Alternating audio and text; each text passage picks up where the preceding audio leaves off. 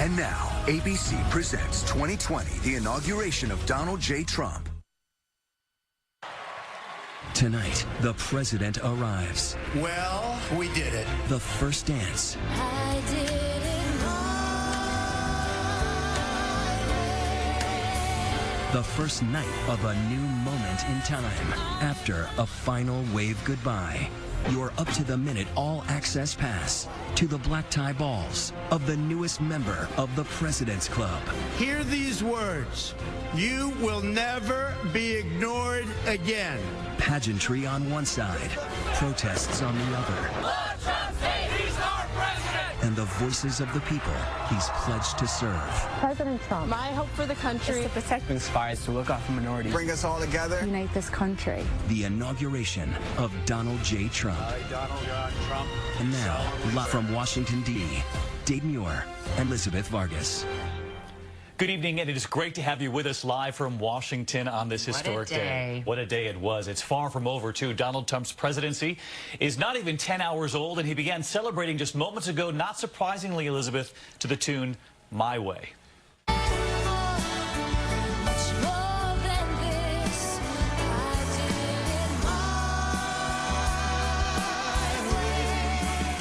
His first dance was at the Liberty Ball, and his first comments were there too tonight. Comments of triumph and gratitude. Well, we did it.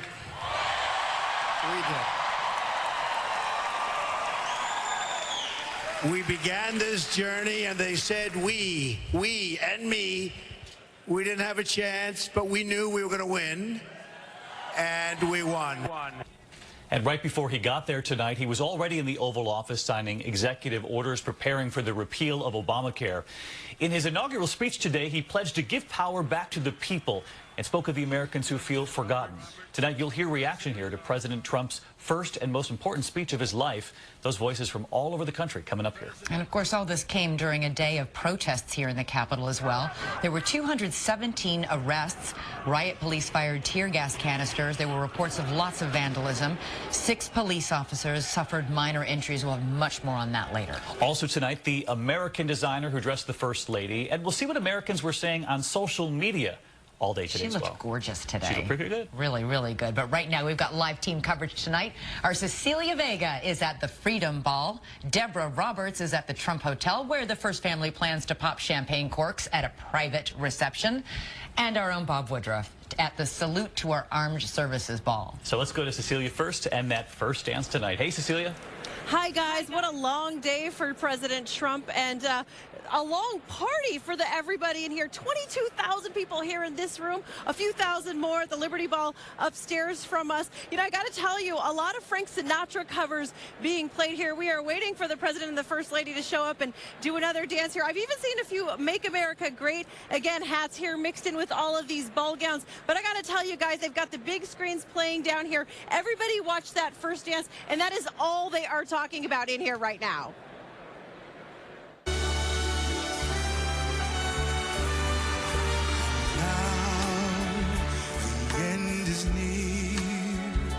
So I face the final curtain. My friend, I'll say it clear. I'll state my case, of which I'm certain. I've lived a life that's full. I've traveled each and every highway, and much more than this, I did it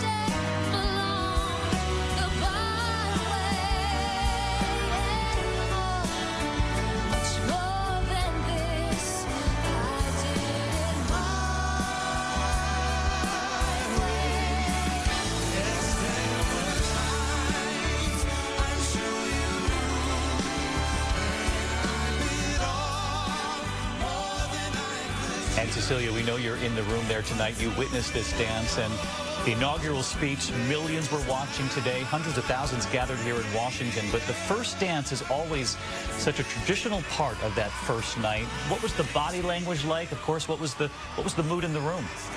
Well, it's kind of funny, David. I've got a ton. We've been talking with people here in this room, and some people told us they didn't necessarily want to see Donald Trump dance. They wanted to hear him sing. What everybody did want to see is what First Lady Melania Trump is wearing. And look, by all accounts, she looks absolutely stunning. What's not to love a supermodel in a gorgeous white dress? She just looks gorgeous.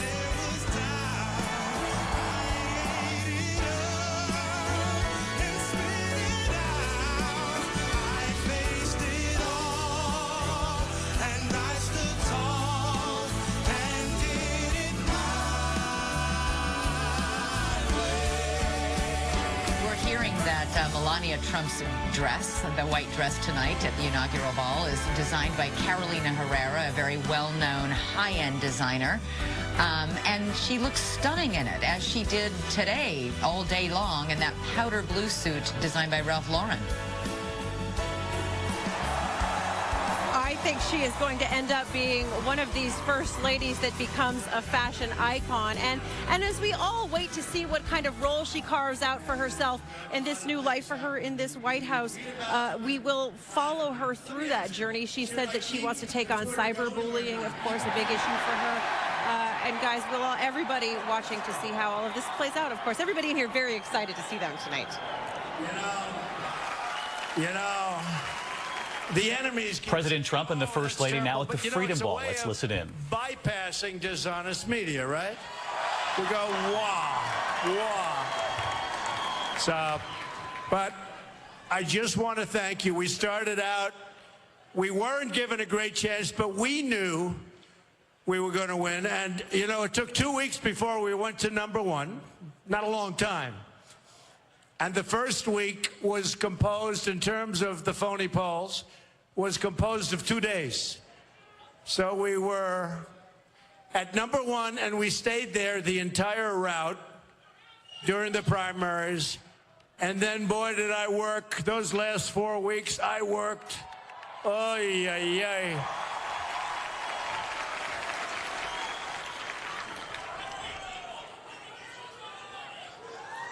That was some job. We did a good job together. And I'll tell you what, many of the people in this room went to those rallies with us, right? They went to those rallies. I saw one person on television tonight, incredible family. Her and her husband, she said, we've gone to 42 Trump rallies. I said, 42? 42? But we did. We had a lot of people that went to a lot of the rallies, and it showed up. And, you know, when we went in, I really felt that last week in particular, I said, how are we going to lose? How can we lose? It's just too much. There has never been a movement like this anywhere in the world. There's never been anything like this. So I am so looking forward. I just left, actually, the Oval Office because our great General Mad Dog Mattis was approved tonight. The Senate approved. He was first. And I went to sign, and Mike Pence, who's coming out in a second, signed. You saw what happened, right? He just swore him in. And General Kelly, the border, oh, that border, we're going to have a border again. And he was approved tonight by the Senate. So we're starting to work, and we're going to do a great job. We are not going to let you down.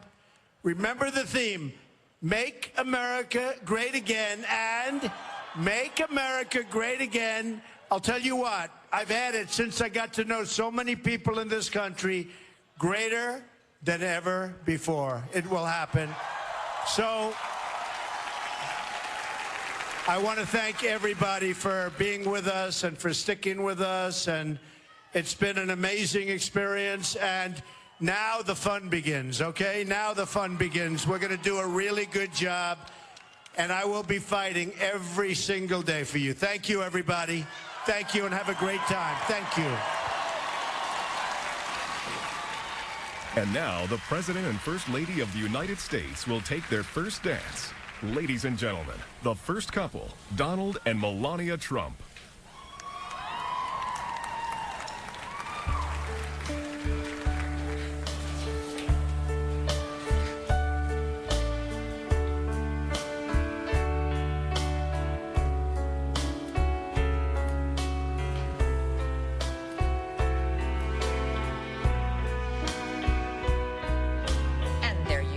President Trump and First Lady Melania Trump having their second inaugural ball dance, again to My Way, this time an instrumental version at the Freedom Ball in the Washington Convention Center. And this, of course, after a few remarks by the president. While we're watching the first couple dance, so let's turn now to some experts on everything that's happening tonight at all of these inaugural balls and festivities, as well as everything that happened today. We have with us Jonathan Karl, who's been covering everything from start to finish. John, good to have you. Mark Updegrove is a presidential historian and director of the LBJ Library. And Kristen Solis-Anderson is a pollster and political writer. I'm curious, as we watch them, you just heard some comments from the president there. We took it right up as he was talking again about the dishonest media, but there was a lot of red meat in that inaugural speech today, and I'm hearing from a lot of people anecdotally and reading a lot online. What were your reactions to it? I'm hearing the word dystopian. I'm hearing the word dark. I'm hearing the word red meat. It's the type of speech that you might have heard Donald Trump give at a rally, albeit a little more polished and on a teleprompter, but he used a lot of the same themes that he's talked about before, painting a picture of an America that is going through a very difficult time, that is in a very dark moment. But for Donald Trump, this is also paired with a type of optimism. He's going to make America great again. So he creates that contrast between the negative of where he thinks things are now and this positive promised land he's promising to bring us to. But of course, his speech included a lot of very lofty promises. It's not clear if everybody listening to the speech believes that he'll be able to achieve them. Mark, you've studied these inaugural addresses. Have you ever heard one like this one? Not like this one, David, no. It was very popular. Well, no, not. You don't, before there was a camera, you don't know what the inflection was. But frankly, even the message itself was very populist. You mentioned dystopian, a little dark. It was certainly a great rallying cry for the people who voted for him, the forgotten man. I don't think it was unifying. It lacked a conciliatory tone to make it a unifying speech to rally all of Americans.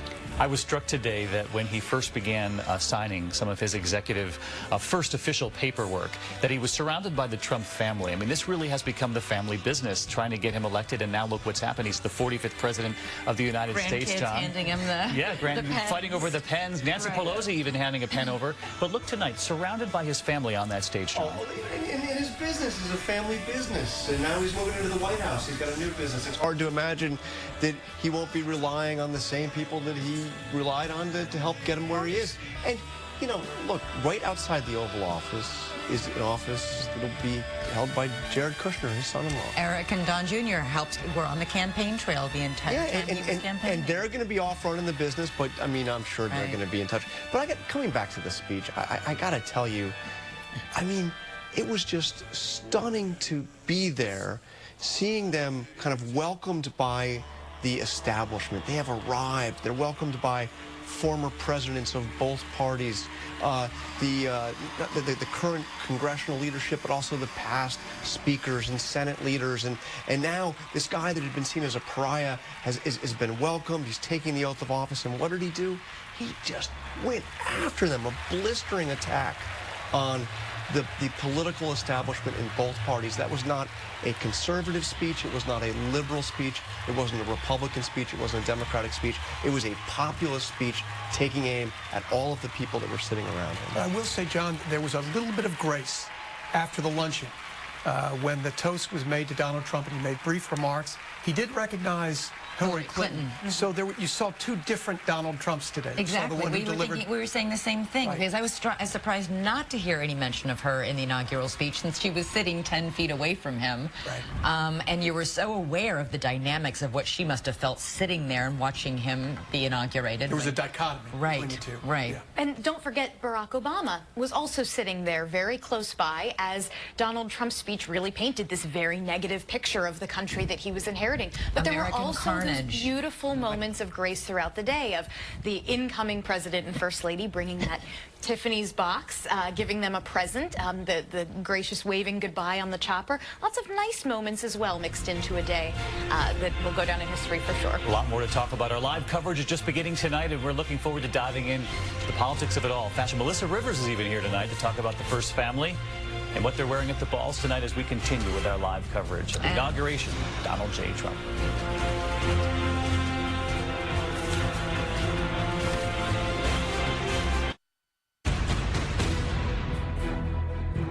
Mr. Trump, or no, excuse me, President Trump, my hope for you is that you protect the rights and liberties of women, minorities, protect the ideals of our country, bring us together as a country. I would just like him to know that we're rooting for him.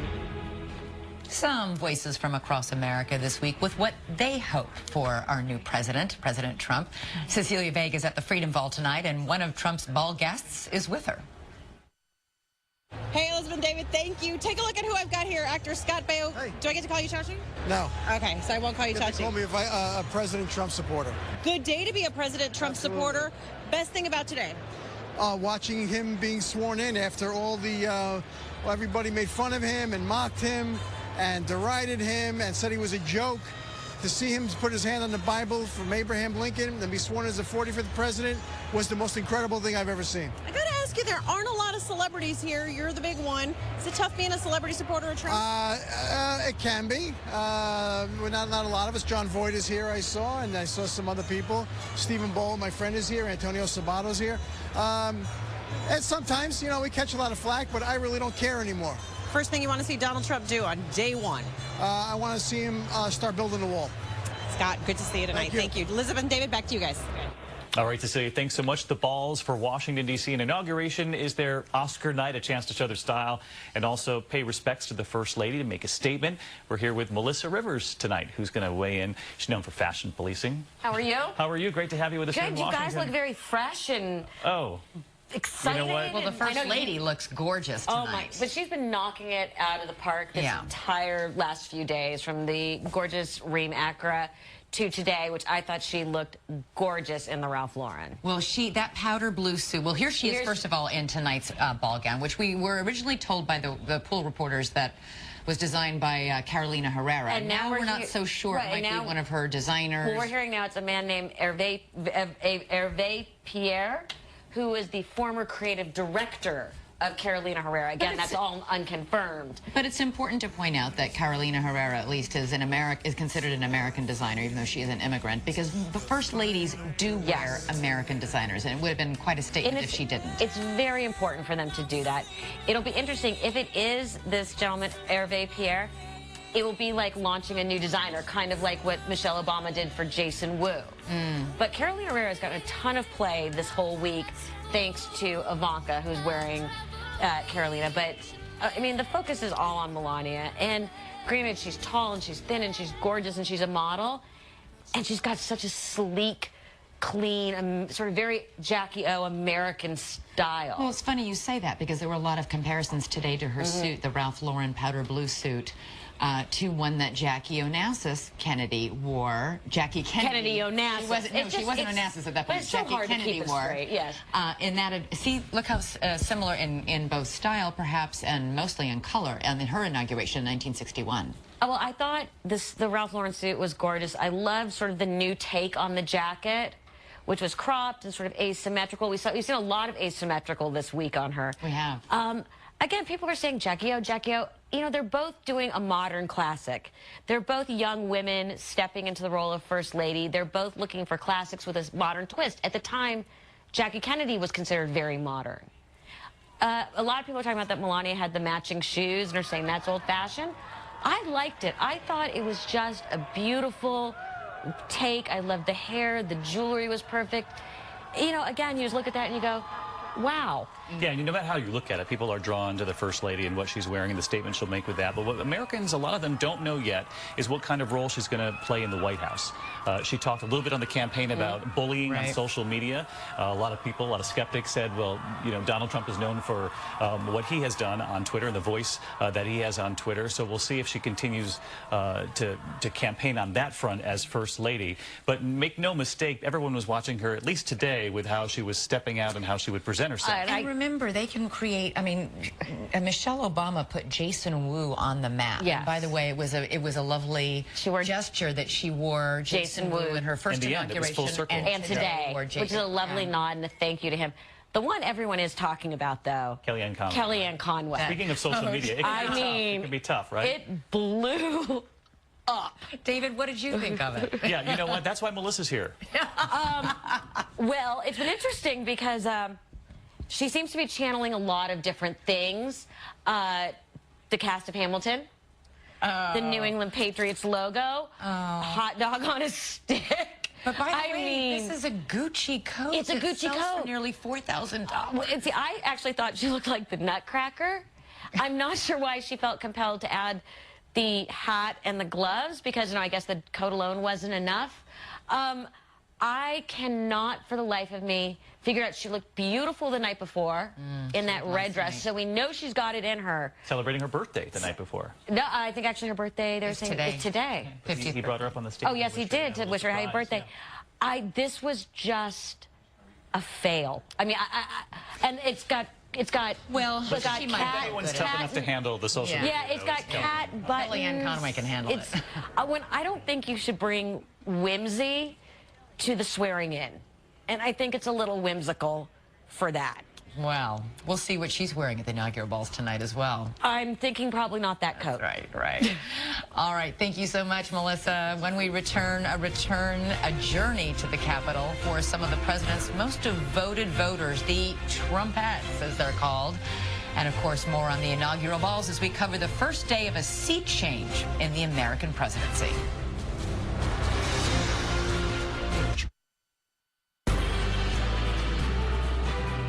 A Trump presidency to me is strength and justice. I want people to have pride again, to be an American. President Trump, we're going to hold you to your word. Keep America great.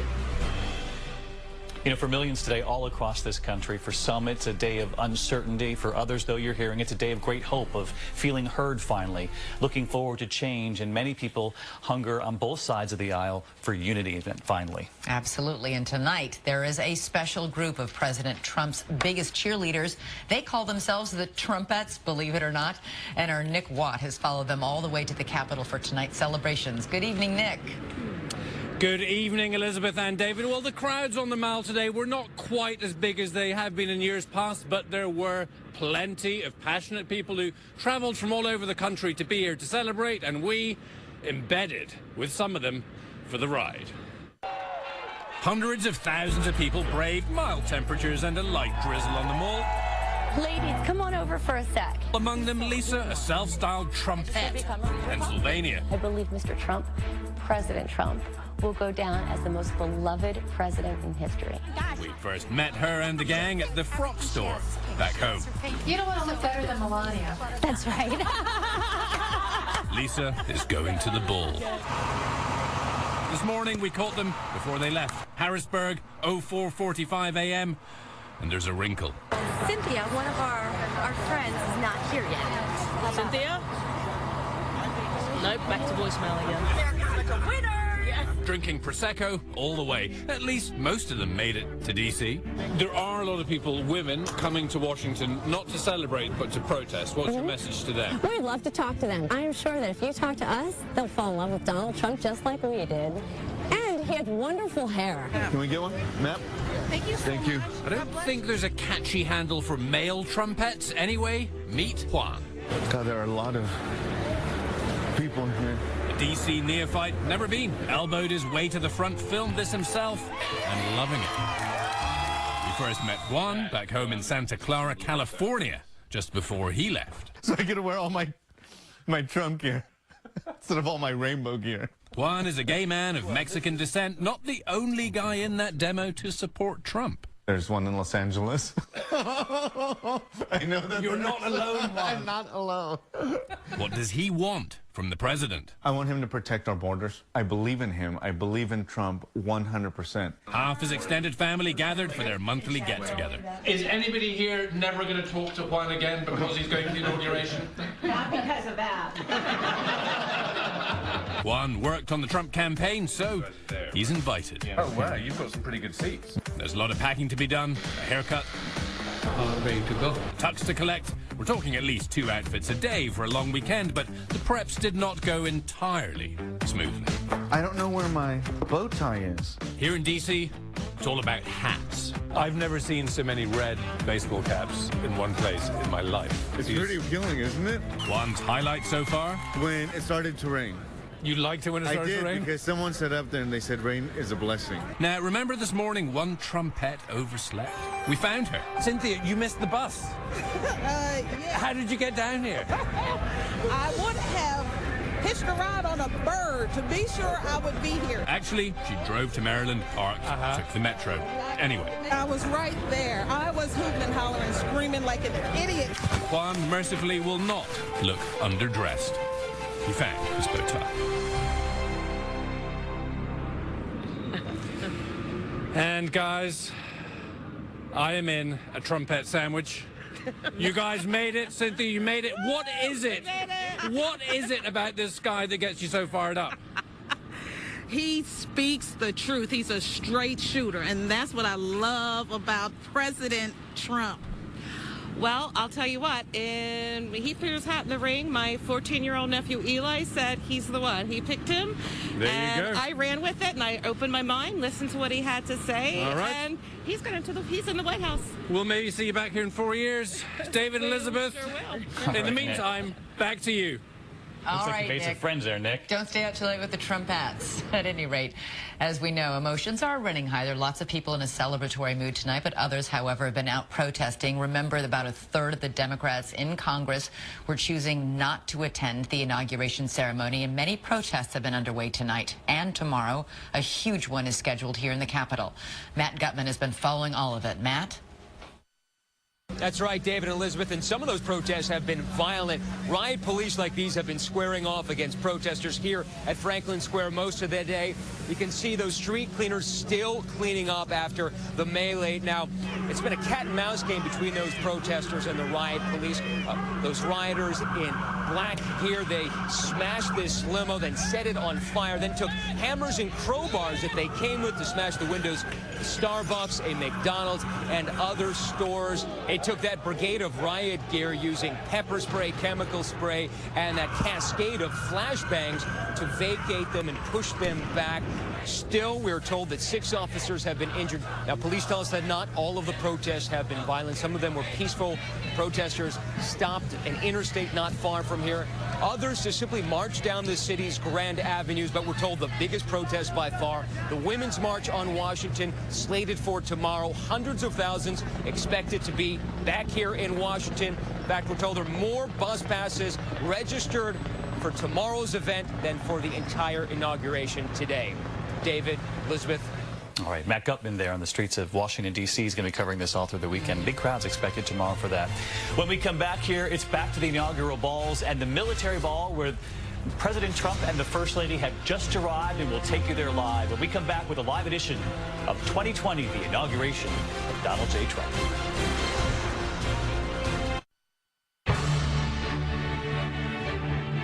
My hope for the president is for his success. I hope that you make college more affordable. I expect you to inspire the American people, but still support the diversity and individualism that makes this country the greatest in the world.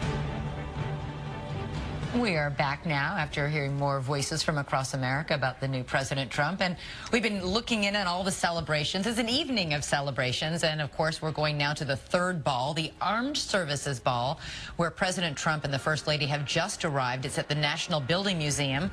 Bob Woodruff is in the crowd waiting for the President and the First Lady to make his way out on stage. Yeah, Elizabeth, you know, all these veterans, these active duty service members have been waiting here for almost 5 hours to get this chance. They feel so proud to get this honor to actually be here and watch the new president and his wife, the First Lady, walk in, the Vice President as well, of course.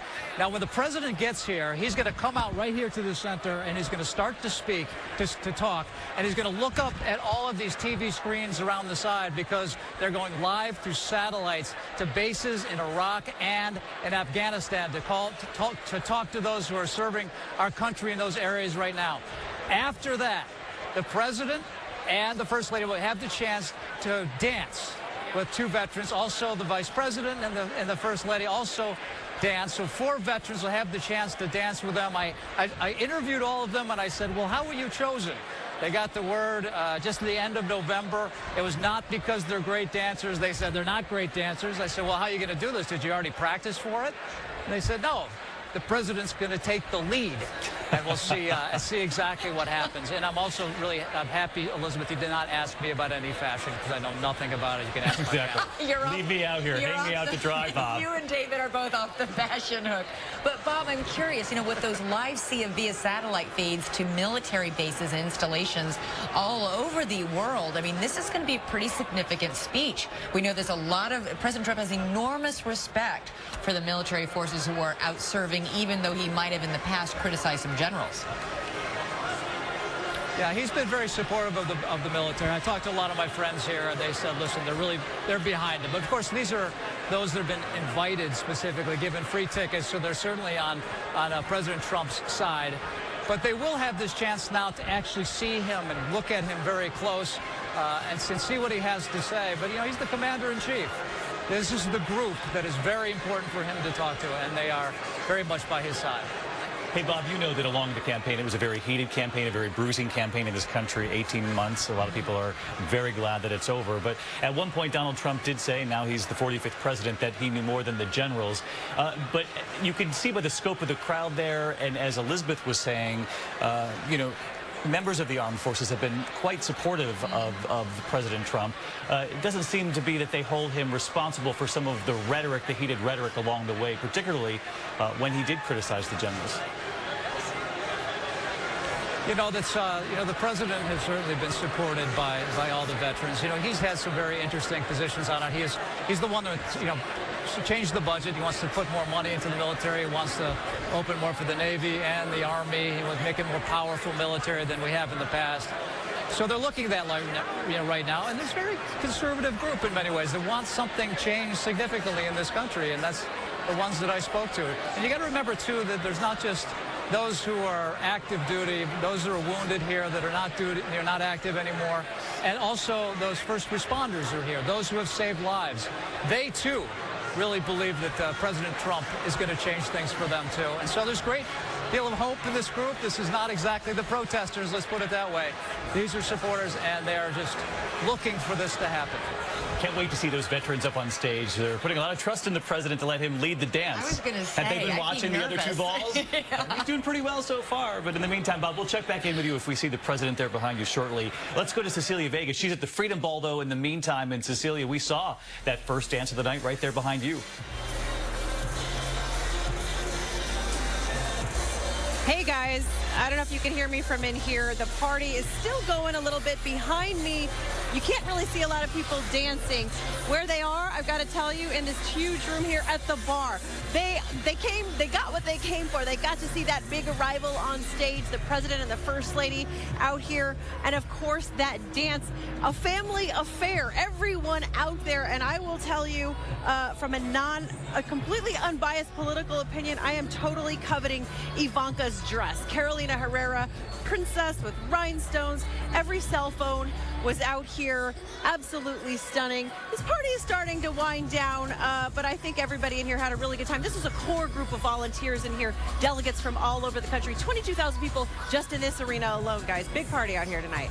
All right, Cecilia, thanks so much. You look gorgeous, by the way, tonight. I was going to say. Yeah. Cecilia. And in the meantime, all the action has, as Cecilia said, moved across town to the Armed Services Ball. We'll be checking in there moments away now from President Trump and the First Lady taking the stage. The veterans will get to dance with the president. Right. It's 4 of them.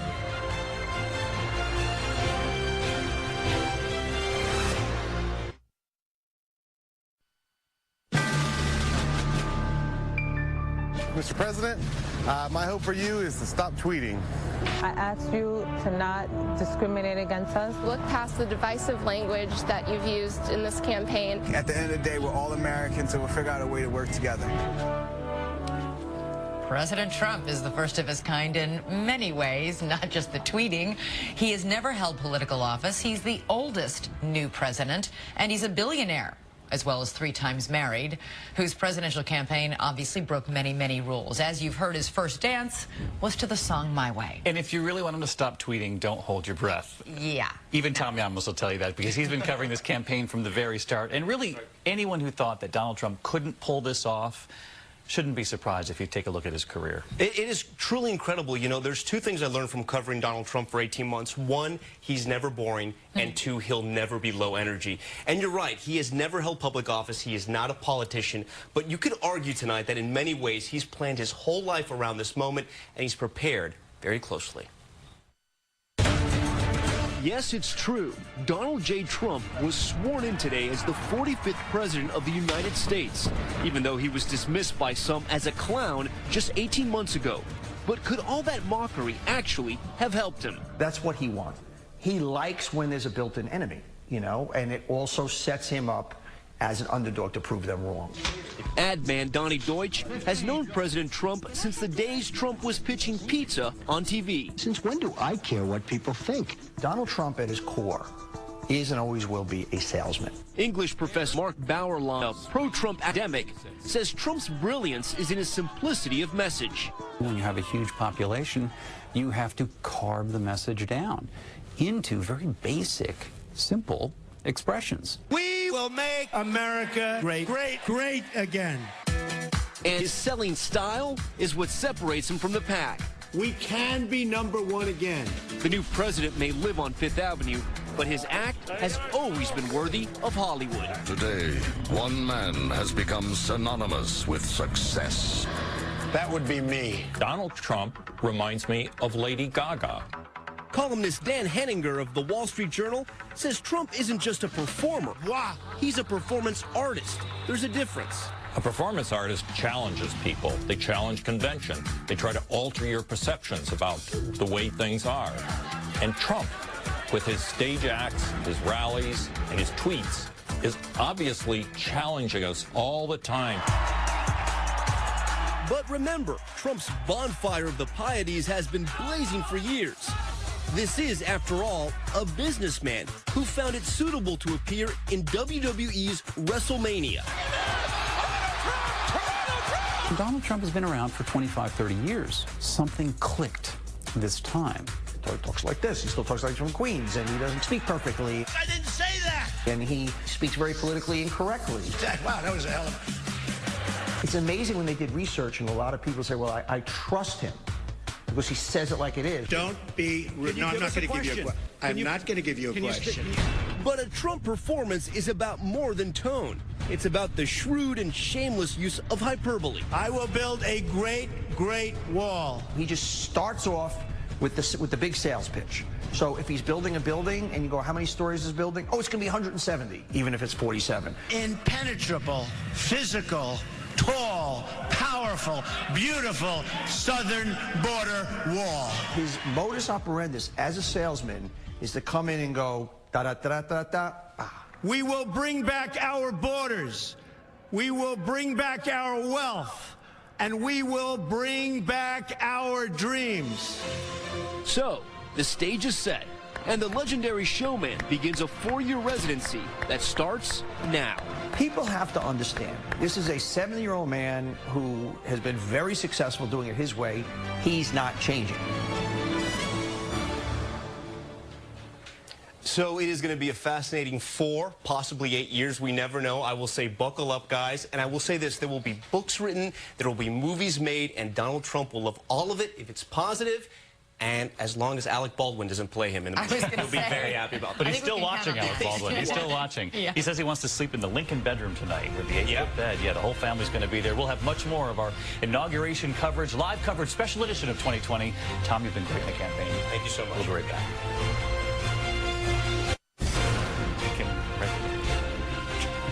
An eventful day, right? That's right, a very eventful day, ending with the Trumps spending their first night in the White House. I hear that President Trump says he wants to sleep in the Lincoln bedroom. We also have this photograph on Instagram now of former President Obama flying away from the house in which he's lived for 8 years. Yeah, formerly Marine One, that was called Executive One as it took the president and the first lady away today. There's much more to come tomorrow. The Women's March in Washington. We'll cover it from Good Morning America straight through World News Tonight, Saturday. All right, I'm Elizabeth Vargas. And I'm David Muir. We leave you tonight with more of that first dance and your late local news coming up next. Good night.